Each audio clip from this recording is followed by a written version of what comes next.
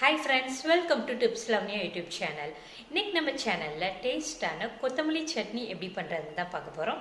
இதுவரைக்கும் நம்ம சேனலை சப்ஸ்கிரைப் பண்ணாம பார்த்துட்டு இருந்தீங்கன்னா சப்ஸ்கிரைப் பண்ணி வச்சுக்கோங்க. கூடவே பெல் ஐக்கனையும் கிளிக் பண்ணிக்கோங்க. அப்பதான் நாங்க போடுற வீடியோஸ் உங்களுக்கு நோட்டிஃபிகேஷன்ல வந்து சேரும். வாங்க வீடியோக்குள்ள போலாம்.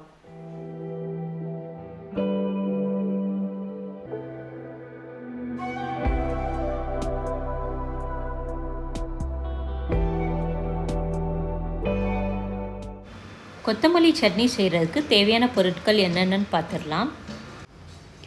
ஒரு கைப்பிடி கொத்தமல்லி, ஒரு பச்சை மிளகாய், சின்ன துண்டு புளி, ஒரு ஸ்பூன் கடலைப்பருப்பு, ஒரு ஸ்பூன் உளுந்தம்பருப்பு, சின்ன வெங்காயம் 10 சின்ன வெங்காயம், ஒரு சில் தேங்காய், தேவையான அளவு உப்பு. சட்னி தாளிக்கிறதுக்கு எண்ணெய், கடுந்தம்பருப்பு, 2 காஞ்ச மிளகாய். சட்னி ரெடி பண்ணுறதுக்கு நம்ம ஃபஸ்ட்டு எல்லாத்தையும் வதக்கிடலாம். அடுப்பில் ஒரு கடாயை வச்சு 3 ஸ்பூன் எண்ணெய் ஊற்றிக்கோங்க.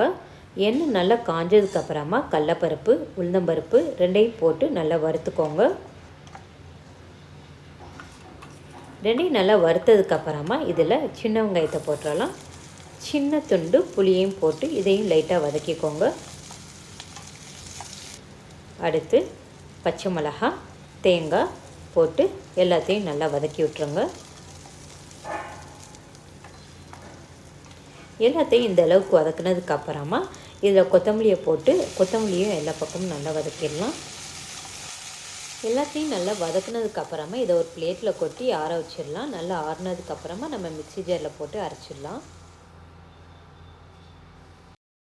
நம்ம சட்னிக்கு வதக்குனது ஆறிடுச்சு. இதை மிக்ஸி ஜாரில் போட்டு அரைச்சி எடுத்துட்டு வந்துடலாம்.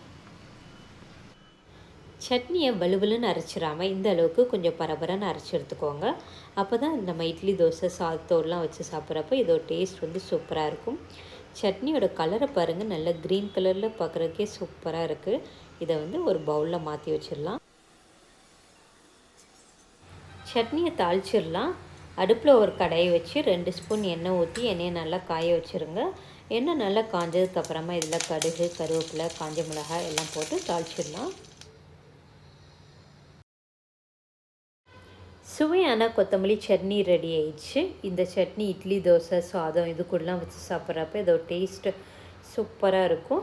நீங்களும் இதே மாதிரி கொத்தமல்லி சட்னி உங்கள் வீட்டில் செஞ்சு பாருங்கள். செஞ்சு பார்த்துட்டு எப்படி வந்துச்சுன்னு உங்களோட ஃபீட்பேக் என்ன ஷேர் பண்ண மறந்துடாதீங்க. உங்களையும் உங்களை சுற்றி உள்ளவங்களையும் நல்லபடியாக பார்த்துக்கோங்க.